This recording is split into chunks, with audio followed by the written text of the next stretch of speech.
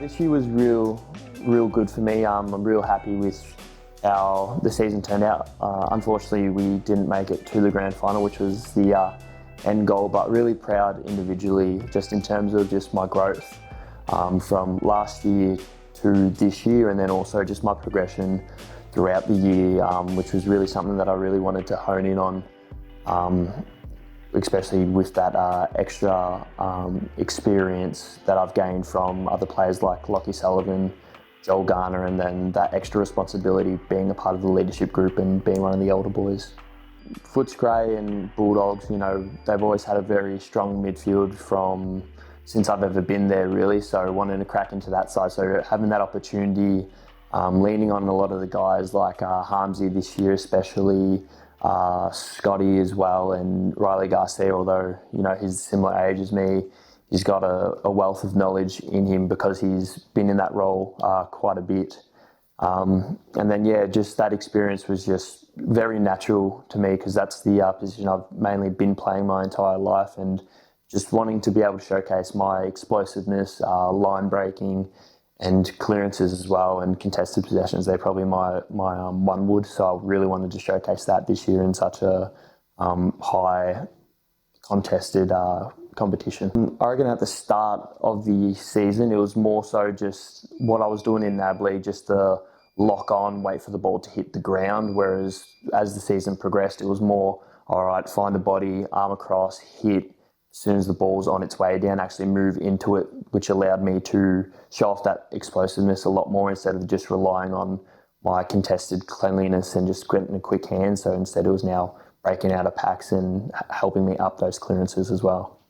I've always been pretty confident as a person, especially with footy, because I feel like that's one thing that you always need to have going into the more elite levels. But I reckon after the first game, I was extremely confident in my ability and extremely confident with my teammates as well. Just having that ability to rely on one another and trust one another, that's a confidence in itself. So which allowed us to really flourish and myself to flourish as well in that system. Yeah, just really tapping into that AFL knowledge, you know, always having, you know, Libba there or Riley Garcia, even Lockie McNeil, like these guys have, you know, wealth of knowledge and a wealth of talent as well. So watching them actually in the gym when I do get there and speaking to them on game day, they help you see the game in multiple dimensions and multiple ways that can help you perform at a better level. That's one of the benefits that I've really noticed, as well as the coaches there. The coaches really care from top to bottom. All the coaches want to see you succeed and develop, and that's something that I've really cherished with my time at Footscray.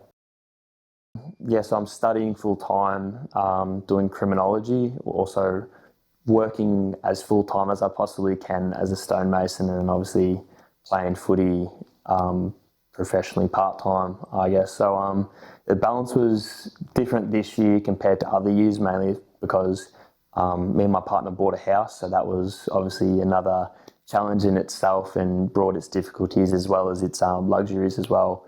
But the balance really is, I guess, the early wake-ups for work. So waking up at 4:40 and then starting work at 5, which allows me to finish at 2:30. Then from 2:30, I get to squeeze in about an hour and a half of uni, doing my uni assignments or even attending classes.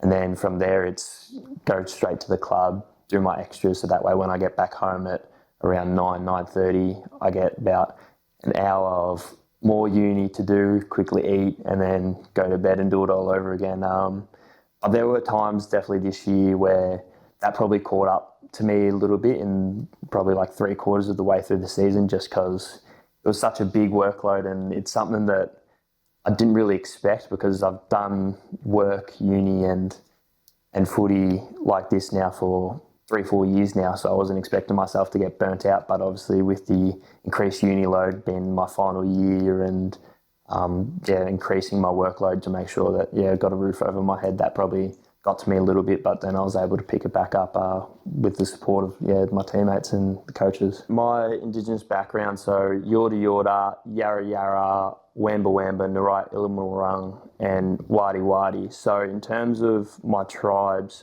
Yarra Yarra is not necessarily a tribe. It was more given to a lot of the Indigenous people that were moved to Hillsville, just on their missions over there, and a lot of people that were moved there lost their tribes and their knowledge, and William Barak gave them the term Yarra Yarra just to make them more together so that they would survive together and, become one. And that was something that I really got to understand because, not a lot of people actually know about that. A lot of them, as soon as you see Yarra Yarra, they just assume it's the Wurundjeri people.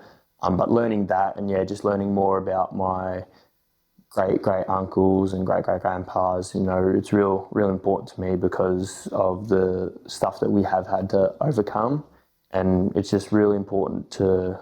And I find it I'm really proud of it. I'm happy to be an Aboriginal person and representing the Indigenous community. From the get-go, my mum's Aboriginal and she's always taken me to all the Aboriginal meetups. I participated in the Nali Durang program, which was an Aboriginal program run by the Western Bulldogs. So I was in that for about 3 years. My mum just absolutely wanted me and all my brothers and sisters to learn about our culture and, understand where we come from and make sure that we are proud of our culture and our history. So, it's been there from the get-go. And even my dad, who's non-Indigenous, has always welcomed it with open arms and pushed me to make sure that I understand about my culture as well. Yeah, so I was fortunate enough in 2018 to design the Western Bulldogs Indigenous Round Guernsey, which was a massive achievement of mine because I've always wanted to design an Indigenous Round Guernsey.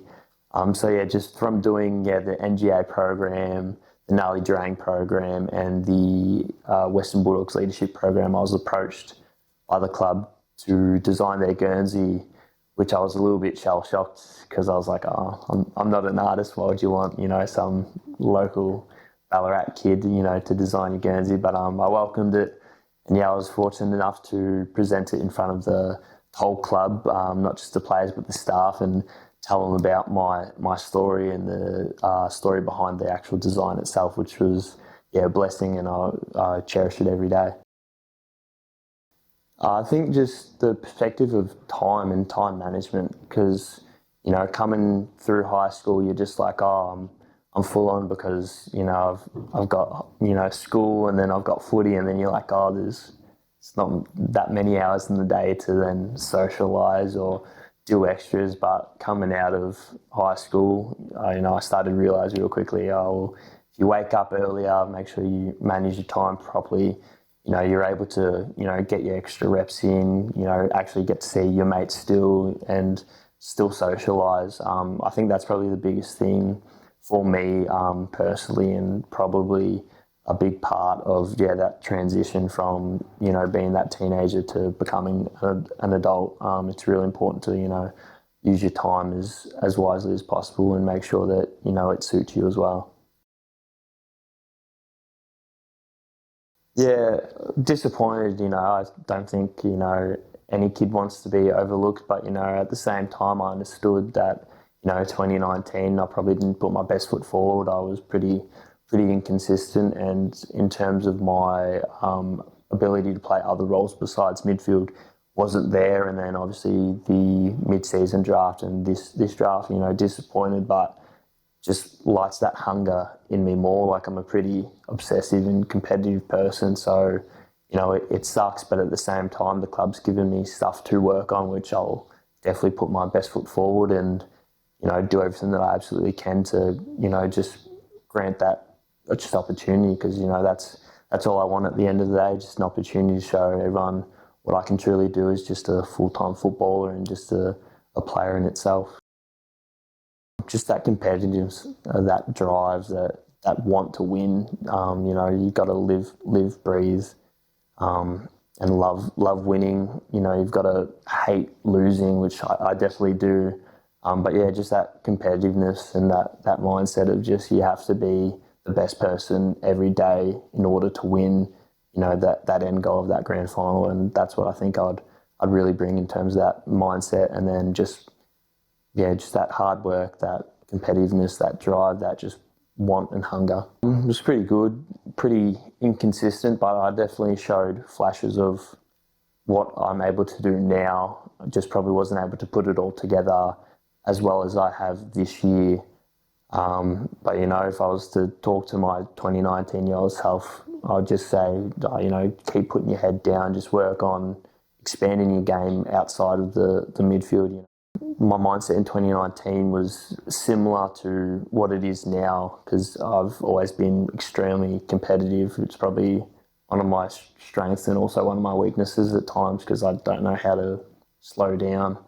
But yeah, in terms of mindset, it's probably not as obsessive as I am now about wanting to get to that next level and wanting to win and better myself than it is now. I've got a new ritual which I reckon that helped me keep focused for that first 2/3. It was watching the Ben Cousins documentary, and Ben Cousins, I absolutely love him, and in my opinion, he'll go down as the greatest work ethic footballer of all time in terms of the way that he went about his training and strict diet. And yeah, I watched it before the season started, and it just got me thinking just about how obsessive I am compared to him and how much I want it as well. And I reckon that just lit that just extra fire in me to go out. And then obviously once I fizzled it out and I was like down in the dumps a little bit, I turned it on again, watched it again, and yeah, just kept lighting that fire in me. So I reckon that's probably something I'll be doing next season. I'll just probably watch the Ben Cousins documentary maybe every second week or something like that, just to help me keep going. Yeah, definitely. And you sort of touched on it before, but I guess as a midfielder and not a big-bodied midfielder necessarily, not a taller sort of midfielder, what sort of point of difference do you want to have? What are you sort of looking to show AFL clubs you can bring as that real weapon, I guess, that separates you from the pack?